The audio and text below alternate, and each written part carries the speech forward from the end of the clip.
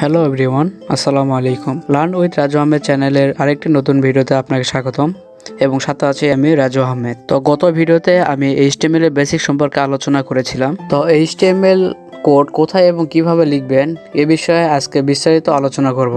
আপনি যদি আমার চ্যানেলে নতুন হয়ে থাকেন তাহলে অবশ্যই চ্যানেলটিকে সাবস্ক্রাইব করে দিন এবং নলেজ শেয়ারিং পারপাস আপনার বন্ধুদের কাছে ভিডিওটি শেয়ার করতে পারেন। তো চলেন দেরি না করে শুরু করা যাক।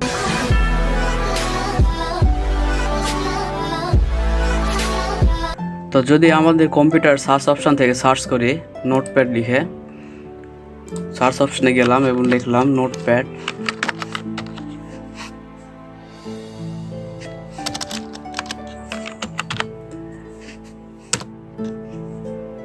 দিয়ে আমাদের নোটপ্যাডটা যদি ওপেন করি তাহলে আমাদের এরকম দেখাবে।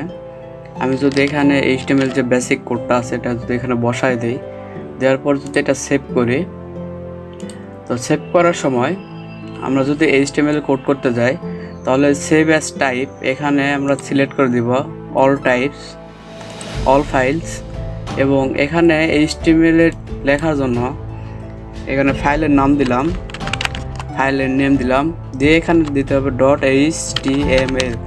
আর .html দিয়ে যদি আমরা এটা সেভ করি, তো আমরা যদি আমাদের ফাইলটি যদি আবার নোটপ্যাডে দেখি, তো এখানে দেখতে পাচ্ছি যে এখানে মাই ফার্স্ট হেডিং আসছে এবং মাই প্যারাগ্রাফ আসছে।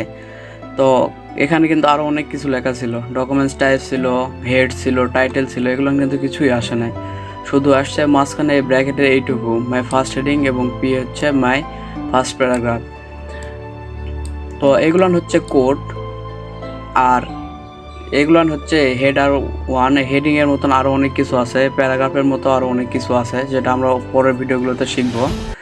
তো আমরা চাইলে এইরকম করে আরও যদি অনেক কিছু লিখি, বিস্তারিত যদি কিছু লিখি, আমি যদি আরও এখানে একটা ট্যাগ নিয়ে যদি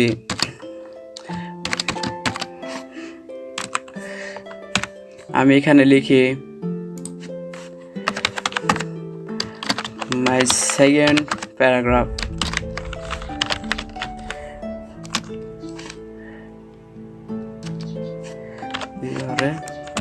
মাই সেকেন্ড প্যারাগ্রাফ লিখে এটা যদি কন্ট্রোল-S দিয়ে সেভ করি আর এখানে যদি রিলোড করি তাহলে দেখতে পাবেন যে আমার পরের লাইনটাও চলে আসছে। আর পেজ টাইটেলটা হচ্ছে এই যে পেজ টাইটেল, এখানে লেখা আছে পেজ টাইটেল, এই পেজ টাইটেলটা হচ্ছে এখানে যেটা আপনি দেখতে পাচ্ছেন ব্রাউজার সবার উপরে শো করছে, এটা হচ্ছে পেজ টাইটেল।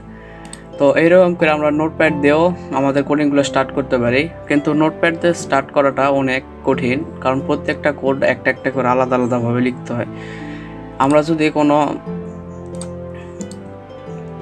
HTML লেখার জন্য বা কোড করার জন্য যে কোডারগুলো আছে আমরা যদি ওগুলো ইউজ করি তাহলে এত পরিশ্রম করা লাগবে না।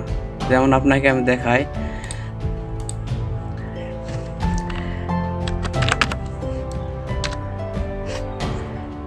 যদি আমি সাবলাইন টেক্সটটা যদি ওপেন করি,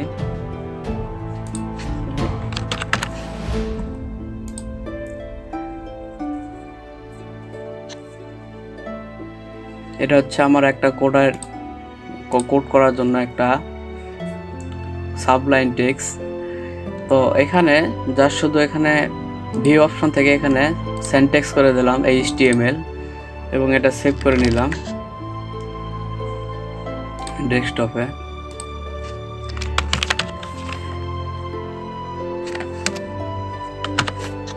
আমরা এখানে সেভ এজ টাইপ দেখতে পাচ্ছি, এখানে HTML হয়ে গেছে, যেহেতু ওখানে আমি সিলেক্ট করে দিয়েছিলাম এই জন্য, যে ফাইলের নাম দিয়ে দিলাম পার্ট।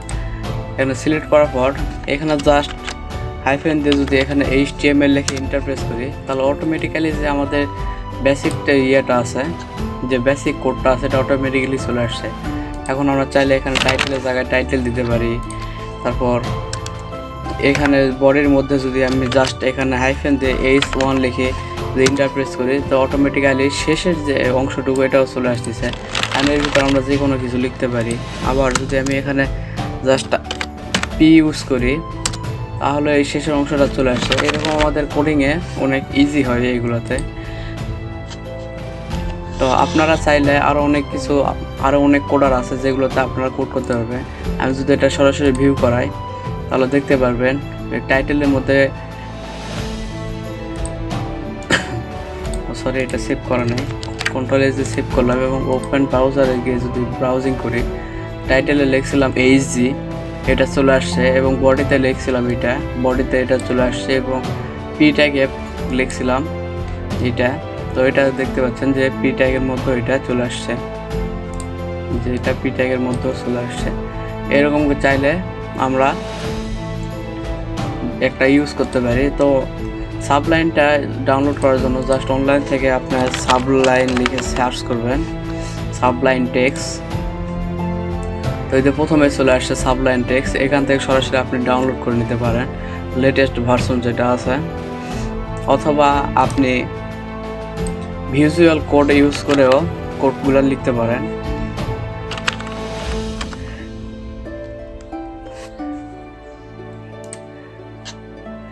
এই যে ভিজুয়াল স্টুডিও কোড, এখান থেকে আপনি ডাউনলোড করে এর মধ্যেও আপনি কোড লিখতে পারেন, অথবা আপনি পাইথনের যে পাইচাম আছে,